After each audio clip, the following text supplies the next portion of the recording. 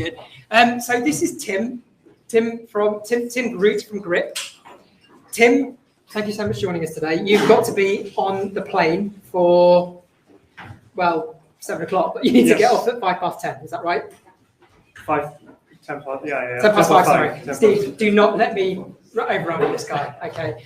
So, Tim, some of the things that we want to talk about today are twofold, really. One is the fact that in the world of networking, you've gone and created a new platform using AI, which is basically going to revolutionize, can sometimes be a bit of a cliched word, but it is literally going to revolutionize our networking experiences. We've all been to networking experiences where we wanted to meet people and haven't, or we've had experiences whereby we didn't really get a lot out of it. You have gone and created a platform that is completely changing the network experience. How? Well, let me try and uncover that question. I think, first of all, I want to say, Sean, what an amazing talk and how open he was. And I was listening to him and he was like, yeah, I've had that. Oh, yeah, I've had that. Oh, yeah. It was like a very cathartic exercise of standing there and listening to him. So really well done. Brilliant. Yeah, it was really good. So what was his name? Steve? Was it Sean Nolan? Yeah. Really amazing. Really amazing. You got a fan there, Sean, wherever you are. So I think for us network, so I started Grip about 6 years ago when I moved to London when I was 21. And I was going to all these networking events, very similar to this. And on the one hand, it was great. You learn so much, you meet interesting people. But I always felt that I was missing out on some of the most interesting connections that I could potentially make there. And I was like, okay, there needs to be a better way to make sure that the right people are speaking to each other at an event. And simultaneously, I was using Tinder, and I was like, "Hey, this is really easy." So I was like, "Hey, that's really good fun." So that's very honest, Tim. Yeah. So I was like, "Hey, so Tinder for networking." So we went to Cannes Lions. So I was working at a mobile app agency, and we created a very simple app that had 5 screens in total, and we launched it. Within a couple of days, we had lots of users. I think we had like 15,000 users in like 2 days. We combined it with a Seeders campaign, so like crowdfunding. And we said, this is the first app that is live and that you can invest in, because most of the time, you have to invest and then 6 months later, there's something that comes live. So that's kind of how we pitched it. And then the investors in the agency were kind of like, hey, Tim, do you want to just take our money and run with it? I was like, yeah, sure. Like, I don't have anything better to do. I'm 21 and an intern here, so why not go and do this instead? So really that kind of made me realize, like, hey, there is something here. How can we create a much better networking experience? And fundamentally what we're trying to do now is really look at when you have different people, everybody has those interests and what they're looking for in a professional relationship. It's like, okay, how can we identify where that mutual interest lies? So based on kind of demographical information and interaction data, how can we make sure the right connections are being made in that experience? That's really what we are focused on. So initially did that mainly for in-person events. And then, of course, during the pandemic, pivoted to virtual experiences, which was a crazy ride, which I'm sure we'll touch upon. So we scaled the company pretty significantly from like 20 to now almost 100 employees. So 100? Yeah, so we had like 20 employees. Actually, we had 16 employees in March 2020. And the reason I know that very precisely is because I furloughed 3 of them in March 2020. Because I was like, there's no events. I run an event tech company. There's no events. So we don't need project management. So we made we were middle of the pandemic. So I set up a call with the entire team. I said, look, I have no idea what's going to happen. It's going to be crazy, that's for sure, but I don't know where we'll end up. And so made that spreadsheet. And I said, okay, first month, we'll furlough these 3 people. Next month, we'll do this. Next month, this, because we have to control cash. We have to look at those things. And as I did that, after a month, we actually had to pull people back from furlough because we just saw such an uptick in virtual events, and we're like, oh wow, this is incredible. We need more people. And then we started hiring in May, and then just never stopped really. So yeah. Can we come to the pandemic itself then? Yeah, sure. Because like so many people in the room, it provided dealt up a huge curveball. Yeah. Completely meant certain business plans were torn up. But let's just move first of all to your leadership style, because all of a sudden the business has grown. You had to completely repivot where the business was going. What did you learn, A, about yourself as a leader and leadership, and secondly, with communication? What's the biggest kind of thing that you had to learn in terms of communicating with everybody as part of this whole process? Yeah, so I think that transparency is key, right? Like the higher the uncertainty, the more important transparency is. I think that you have to be very, very strong as a leader in such moments, because you have to consume all the emotions that are coming your way. And I think that the bigger the company gets, actually, the more difficult that gets, right? Like you might get an upset customer, or you might have an employee that leaves, and all of a sudden you have all of that information and all these emotions are coming to you, but you have to consume all of it. You have to give it a place. And then you have to look at, okay, this is what we're going to do. And you have to kind of be able to translate that energy into something positive. And I think that's one of the most difficult things of leading a company, is being able to, stay calm and make sure that you continue to be methodological about what you're doing, why you're doing it, stay strategic and have a plan. And even if you don't have a plan, that's okay. But speak to that, let's say, hey, guys, I'm not really sure what we're doing, but we're going to figure it out. That's also okay. So I think it's super important to stay transparent internally, but simultaneously the team needs to feel I can trust the person that is leading this company to take us to the next level, and together we will get there. Yeah, when we spoke earlier, you gave the example of Apple, which is basically a huge organization, and something is said, and then it basically ripples out in terms of how that message changes and changes and changes.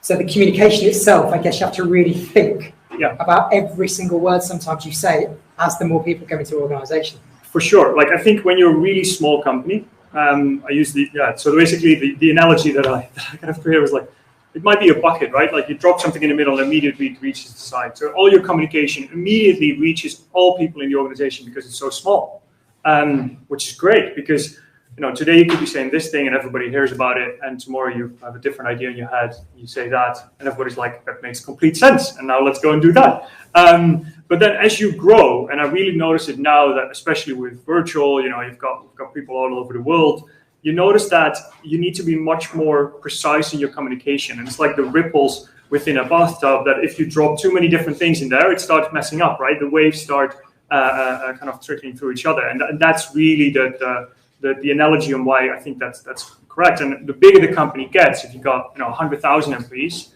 that becomes even stronger. You need to be very precise in your communication, because otherwise it ends up in a situation where everybody's kind of conflicted on all the different messages that are coming out. So yeah, I think that you need to start having a real leadership team that you can trust, that you can discuss those things with, that you can take on that journey with you, and that can help you communicate things down throughout the organization. If you try and do all of that, it becomes really messy and difficult.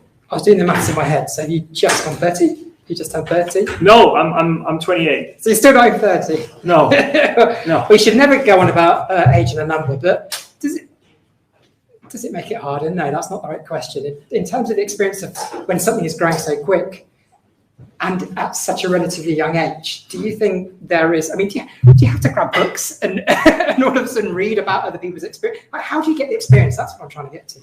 Brian Chesky from Airbnb said something very, very interesting on a talk once. He said, a company can only grow as fast as its founder does. And I think that's very, very true, right? Like as a leader, you need to go, the company is limited by your growth. I still see every single day that the biggest limiter is that I'm doing things that I've never done before, and I need to make sure that I get them directionally right. I won't get everything right, but I need to make sure that directionally we're more or less moving in the right direction and working with the team to do that. I was fortunate enough, I grew up on a tulip farm, which is very, very Dutch. And so when I was 14, all my friends were working for my dad. And so I had like 20, 30 friends that were all picking tulips and all of that type of stuff. Again, very Dutch. But I was basically telling my friends like, hey, you go and do that, you go and do that. Over lunch, I would discuss with my dad. Hey, they're not doing things right. What do we do about it, right? Like so, I was fortunate enough that at a very early age, I was given the opportunity to manage people. So that was very helpful. So I think that really benefited me as I became slightly older. Cool. I want to come to your Series A in a moment, because you did an absolute whopper of 13 million. Yep. So we'll get to that in terms of your lessons and how you, and you know how you found the experience, how you did it, what you learned. Yeah. Just quickly on the Dutch side, there's a massive entrepreneurial kind of boom going there at the moment in Amsterdam, especially. Just tell us very quickly about that. It seems to all of a sudden just going from 0 to 60 on the entrepreneurial space in just seconds. What's happening there? I think that the Netherlands, but also places like Denmark and Sweden has had that for a long time. I think actually the welfare state is enabling the exact thing that Americans would always say would never happen, is that people become lazy, but they actually do the opposite. They become very creative, and so they start doing what they really enjoy doing, and they pour all their passion into that. And I think that that's what really enables it. I think that what it has been lacking in the past maybe is a bigger vision and an ability to bring that to a bigger audience and really. In the Netherlands, there is a kind of mentality of just act normal, and that's good enough. And I think that that kind of inhibits people from really achieving their maximum potential, which is why I'm here in London, is because I think that in the UK there is much more like the American style of doing things, of try and make it big, right? Like go and do something that is impactful. But I think that mentality is really shifting across continental Europe. You see it in France, the Netherlands, all of these places. There's a much more bigger outlook as well. Yeah, I had a great time in Amsterdam one night. Had a naughty cigarette. I do remember that. Who doesn't? Yeah. It was great fun. But anyway, memories past. So let's go to your Series A. It wasn't in the questions, was it? Let's get to Series A. There's big Series A's and there's massive Series A's, and this is big. So, what was the kind of experience for you, and how did you start to pick your investors, and just what was it like? Yeah, I mean, to be honest, very similar stories to Sean. Like we didn't have any downruns, but very similar experiences of bootstrapping the business for almost 5 years and really struggling there, and then there's virtual events things happen, and some other companies like Hopin raises a shit ton of money, and then investors go like, hey, are there any other companies that are doing this? And there we were. So we actually had a lot of inbound interest. It was mainly investors that were coming to us. For our Series A, I don't think I did any outreach, which is crazy because in 5 years before that I sent hundreds of emails. Really? But this time around, it's like everybody just came in, and I send over a deck. Well, the deck I think the deck is really a good way of, you need to think through the story and the strategy of what you're doing. So I actually think it's a very good exercise to make a really good deck. So I worked with Anouk Massenet, who's the founder of Net-a-Porter, and with Eric, who's at First Minute Capital. He's really intelligent, was at Index before that. Sorry, I've got to get back to that. How do you even get access to people like that? So I was a little bit lucky in the sense that I met Brent Hobelman, the founder of Last Minute and Made, at Slush. And so he said he runs an event called Founders Forum, and I had no idea what it was. So I was like, oh great, like is it a cool event? And so Brent, it's a pretty cool event if you know about it. I also didn't know who Brent was, so I was just chatting with him. I might have been a little bit drunk, and then the following day he emailed me. He's like, can you come to London and we should talk about what you're doing with Grip. And he was already working on something, and this is like 2016. And he was like, why don't we combine the two companies? You run the combined thing, and we can grow it together. And I was like, let's do that. So, he was kind of the chairman, and then now and some other people. He has an incredible network of people. So I think that it's luck is created. But anyway, those kind of that experience helps you really start to pull the deck together, and that really helps to start to make the message scream. Yeah, so and I think that's how the message came across much clearer, and it became a lot easier to communicate that. And then the nicest thing is when you share a financial model. And I shared the first one. I think I made it in June, and then I sent a month later an update which showed like another, I think, probably a 30% increase for the month of July. So like, oh no, we didn't make, bookings wasn't 300K. It was like, almost 400K. And then a month later it was like, oh, actually, August isn't this one. It was like more again. So like, investors are like, holy shit, like he can't even predict properly what is going to happen next month, and he's meeting his targets all the time, which is a very nice situation to be in.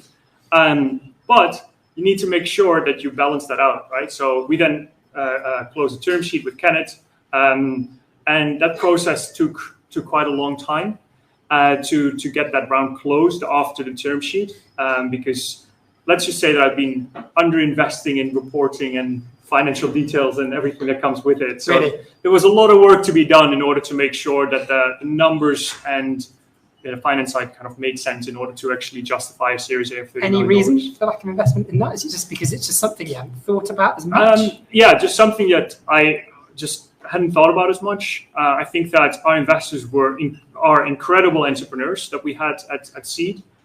They maybe weren't focused too much on the finance side of things. Okay. So like they were just like, yeah, as long as you're growing and it's a good story, like, you know, let's keep on going and let's continue. I think that they probably, then when you bring in a really sophisticated investor, right? Like we'd only raised about $1 million up until that point. And you then look at, you know, the sophisticated investor coming in and they really go through everything. You're like, yeah, there's some real gaps here. So kind of going through that process, you realize, okay, this is not going to take a couple of weeks. It's going to take like 1 to 2 months from term sheet to actually closing the round. And then you've built your financial model of having this money in at a certain date. And that's one really important lesson. I basically had all the money dropping in October and then a plan moving forward of aggressive hiring. But of course, if that takes longer and you close that round in December, but you still had in your financial model that you were going to start, you know, hiring people in October, you have a problem, because by January you're just going to start seeing the impact of all those hires. And so, you know, my model started showing some pretty aggressive numbers from January onwards that were just not achievable, because, you know, I budgeted for 10 salespeople and we still only had 3. Yeah. So therefore you have a big discrepancy. So I think that if I would ever, for a Series B, I would always make sure that you have a sort of a kind of a flexible moment when that money drops. You just say, hey, every week you just share that with the one that you closed, with the investors that are joining. You just say, hey, you know, this has taken another week, so therefore this plan of execution is going to be delayed another week. And every single week that you wait, it's, you know, your money is going to take longer to have an impact. And I think that's a really important thing to think about as a founder. How about on the negotiation side, when you get down to the nitty gritty and really backing yourself that you're going to hold firm or know when you need to concede? How do you strike the right line? I think having a really good legal advisor is super important. So we work with Goodwin Law. So you've got like Goodwin, Oric, and there's 1 or 2 other ones that are really the top law firms in London. And I think that when you get to Series A, you need to work with those guys. I would even, if you can, I would, looking at it again, I think that anything up to 10% of a seed round, if that has to go to legal fees in the beginning, I think that's okay. Really? Yeah, like I think that we had a lot of problems with our EMI option scheme, and, you know, also kind of previous stuff that kind of was set up incorrectly and had to redo a lot of stuff. You know, you need to kind of change your articles and all sorts of things that have to change at that moment in time at Series A. If you've got all of that already prepared and everything is in great shape, and you have a clean cap table, which also we didn't have at all. You know, that makes it a lot easier if those things are good. It's just how investable the company is. What an investor is looking for is reasons to say no rather than reasons to say yes. Right. Okay, that's a mindset straight away then. Yeah. You mentioned earlier, coming back to, you mentioned the word bootstrapping. How do you bootstrap to the best of your ability in terms of really getting bang for buck on every money, stretching it to its max, getting maximum effectiveness from every single penny? What is the trick to doing that? Because you had to do it for so long, right? Yeah, like, you know, bootstrapping, like we raised $1 million over 4 or 5 years. So like, you know, that's it's not complete bootstrapping, but it's definitely not being cash rich. Yeah. I've started 3 months in the history of Grip where I wouldn't be able to pay salaries at the end of it if I didn't close any deals in between. So, you know, that's very tough. But I think fundamentally it actually is a really good focus point, because it focuses you on what is most important in that moment in time. So you do end up having a very kind of like, what is bringing value to my customer that customer is willing to pay for? And so it actually results in a very strong focus on what is going to be the most impactful. So I think actually that can be really helpful. And you just end up being very efficient, right? Like the reason I'm dressed like this was another event at Event Live in the Truman Brewery. And in 2019, we're like, okay, how can we make our booth look good without spending money? So what we did is everybody took a plant from home, and we just had great setting with some lovely plants, but we just taken them all from our house, and then afterwards we all took the plants back again. It looked great. It looked like this basically. We had the coolest stand of everyone. What is a networking company? You just come and have a chat with us. And then I had put up a big whiteboard, and because we didn't have money for print and everything, we just put up a big whiteboard and people could write messages on it. So I just had some customers that we already had in the morning show up. I said, can you write a cool message on that? So then, we were sitting there. We said, look, these are customers that have already written this morning a cool message about why they work with us. I mean, it didn't cost us anything. It's great. You just have to be creative. Bring your plant from home. That's yeah. Switch plants and everything. Let's just quickly touch upon culture. Yes. Something I mentioned in the introduction.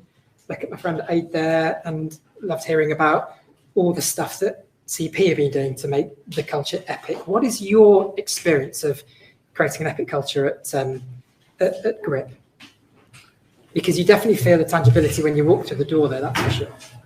I mean, I'm still learning how to do that, to be completely honest. I think that we have a good culture, but there is still so much growth that you have to go through. I think, again, what makes a great culture at an early stage startup is very, very different than what makes it at a larger kind of Series A kind of 100-person company. Yep. There's a lot that changes in that journey. But I think early days, it's really about that collaboration of working together. I think you really build a strong emotional bond. So in the 5 years of Grip now, we've only had one engineer leave. Yeah. Wow. Yeah. So we've been very good at retention. And I remember earlier this year in, I think it was kind of May, June, I don't think we'd had anybody, maybe we had one or two people leave over kind of the 12 months during COVID. And then all of a sudden I had 2 people resign. And it was a shock in the company. So 70, 80 person company, right, at that point. And people were like, oh, we don't have any processes for this. We have no idea what to do. So, okay, do we write a message here? People genuinely didn't know how to deal with that. Do you take it personally? I definitely did. And really? I always have. Yeah. I always have. Yeah. I've always, I feel that I've personally let somebody down, that I didn't do something correctly. And, that's why they've left, which is not healthy. But I think that on the other hand, it does, I think you need to be able to take those things and learn from them. I think it's so important that, you learn from the things that you're doing well as from the mistakes that you're making. But it comes a time that not everybody is able to grow with the organization. What I was saying earlier about a founder needs to grow. You also have to realize that maybe not everyone is capable of the growth that you're expecting. And then you need to be able to have that transparent conversation about, hey, you're at this level and we think that you're great at that level, but maybe there's other people that are going to progress beyond you. And those are, very difficult conversations. But again, I think if you're transparent about the roles and responsibilities are, I think you can manage it. And I think that's also really important for culture. It's here. And one of the key things that we've done is create a very transparent strategy for next year. And including in that is that we want 95% of employees in kind of anonymous engagement surveys to feel that they know directly how they're contributing to the kind of objectives and goals of the company. So the mission of the company, how they're affecting that. So I think it's really important, especially now with, they have the great resignation, right? That people want to feel that they're contributing and that their work matters. And so being able to build up relationship between those goals, giving them real ownership, I think are really important ingredients for building a culture of performance and accountability. Yeah, awesome. Fast growth. Let's just move to that as we start to get to the final straight. The curveballs that fast growth often sometimes serve up can be quite severe and enjoyable, but also extremely challenging. What for you has been the kind of biggest thing you've learned from that growth journey, and therefore really how to face that challenge head on and come out the other side in the best possible shape? If that question makes any sense. Yeah, I'm thinking about it. So I think that you have to be prepared for kind of whatever is thrown at you, right? Like whether it's a pandemic or anything, and you need to make sure that you're creating an environment where, like Nassim Taleb, right, like that is anti-fragile, that kind of thrives under uncertainty. And so, the more curveballs happen, some companies will thrive in that environment, and some won't. And I think that if you're going through very, very fast growth and you're continuously having to completely change your processes because the market has changed, or your company has significantly grown in size, you really have to think through, okay, how am I going to make sure that the company is capable of going through that change and being able to accommodate that very, very quickly. So I think it comes down again to culture and making sure that people feel, okay, whatever happens tomorrow, maybe we're going to do something differently, but make sure that people know the objectives of the overall company and how they actually contribute to that. I think those are really important ingredients for managing that fast growth experience. If you lose that, then you'll see people starting working against each other. So you'll see that some people in one team might be working and thinking, hey, we're going to improve this particular process, so we're going to do this differently. But that might not align with what somebody in another part of the organization is doing. So like if you look at like OKRs and all of these systems, they're really created to make sure that as you onboard new people and grow your organization, that people stay aligned. Alignment and clarity of goals is extremely important. The faster you grow, the more important it is. Brilliant. So that's all about the alignment, making sure everyone is talking, everyone's on the same page. Yep. So the big question then, after I asked you what the valuation of the business was, and so you gave me a range between 30 and 50 million. Yeah. So you've created straight away the valuation is pretty tasty by all accounts. What therefore next in terms of where the business is going to go, and what sort of size are we hoping to achieve here?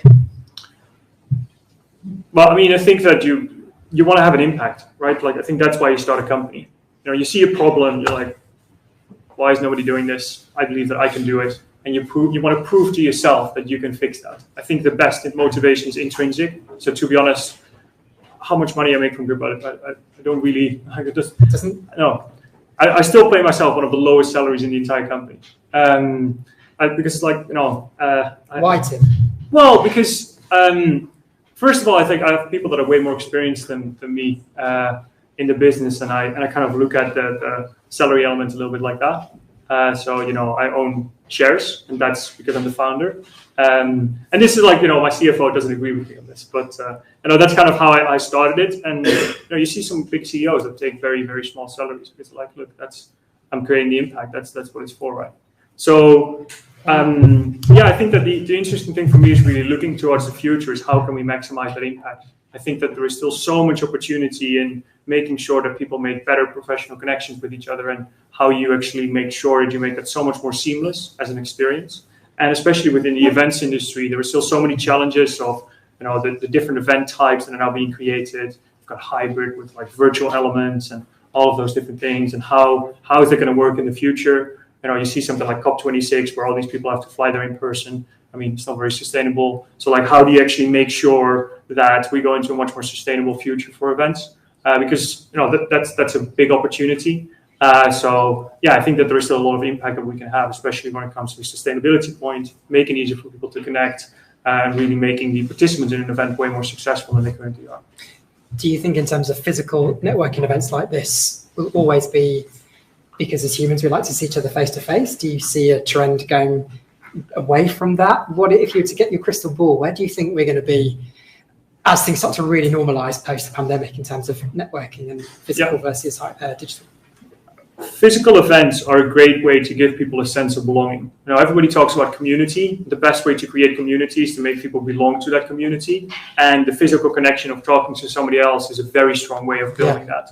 So I don't think that virtual will ever be able to replace that. I do think that there are opportunities for starting conversations online, and making sure that the in-person touch points are a way to strengthen those relationships.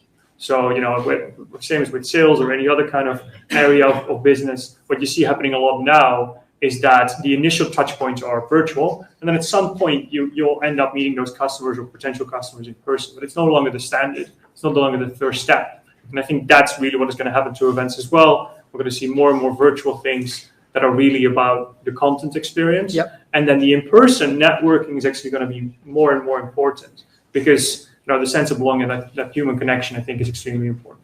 Wow, okay, that's deep. Love it. I've got to come final question. I don't know if I said final question, but I promise it is a final question. So, because we've got to get you off to the airport. I have to come again back to building a successful business to something when you're in your 20s, right? Which is in itself is just a nuts achievement and an incredible experience at the same time for you. How have you found the pressure and the stress of this? Tell us about your is there a morning routine or an evening chill out or anything that you do that just helps you to just sometimes relax and take a step back and be fully human? No, you never stop. Well, the first 2 years at Grip, I worked 7 days a week, for basically 2 years straight. Really? Currently, I live with my girlfriend and 2 cats in South London, and I very much enjoy, just sitting at home, watching some Netflix, and playing football now. So that's good. I think all of these articles about morning routines and all of that stuff, I think. Not for you. No, it's not for me. I think those are. I'm sure that some people find them helpful. I think that what is much more important is the mindfulness, the finding inner peace, as they say. I think that I've always been very inspired by Buddhism and everything around that, and I think it's really important that if you have that kind of inner strength, that you can always fall back on that. And some people need a ritual in order to get into that, to get into their daily stride. And some people find it in different ways, right? So I think you need to make sure that you do whatever works best for you. For me, that is just having my double espresso and getting started. And I think I'm a bit of ahead here, which is great. So final question forevermore. Best piece of advice, whether it's for people in the audience now or best piece of advice you've ever been given, it doesn't matter. But what is the absolute, the cherry on the cake you'd love to leave us with? So difficult to, I think it's just just stay true to yourself and do what you find impactful, right? And what gets you up in the morning, what gives you energy. Go and do that. That's the most important thing. I think that people overemphasize, how it might look to others and all of those different factors. Don't focus too much on, I think just focus on the impact that you want to have, right? I think that's a really good area of focus for people. I think that my sister's 4 years younger, and we're talking with her about what are you going to do? What do you want to do? And I use this reference of a snowball. I say, look, it's it starts really small, but the most important thing is that you continue progressing forward. And then it will grow and grow and grow, right? As long as if it keeps growing, it will grow. And I think that's really important. It doesn't really matter where you start, but start somewhere. Take small steps. Don't stop. There is always going to be a new opportunity that arises. When I was starting this internship when I was 21, I had 3 internships on the table. An unpaid internship at a London agency of 6 people, unpaid. And they said, the only way that you can make money is you close some deals. And I said, okay, has an intern ever closed a deal? I said, no, an intern has never closed a deal. Or I could go to Unilever and just get paid a really good salary, or consultancy company in the Netherlands. And some of that's what I want to do. I want to do this agency thing. He's like, that's crazy. What are you going to learn now? I was like, this is a way more interesting opportunity because I'm going to learn more and there's going to be more opportunity towards the future. And and then you create. You can only connect the dots looking backward, as Steve Jobs said that, not me. But I think that you have to continuously look for where opportunity lies and make sure that you continue on moving forward. I think that's really, really important. Never look only down. No, don't look. You have to look what's wider in front of you as a company. Did you close the deal? Yeah, I closed. You became the first intern to close a deal then. I closed a 70K deal. Yeah. Well done. Tim, it's been lovely to see you again. Thank you so much for all the great gems that you've given us today. Let's make sure you hit your flight, have a safe journey. Thank you. And just keep us updated with the amazing things that happens with Grip in the future. Will do. Thank you, everyone. So thanks everybody. Thank you.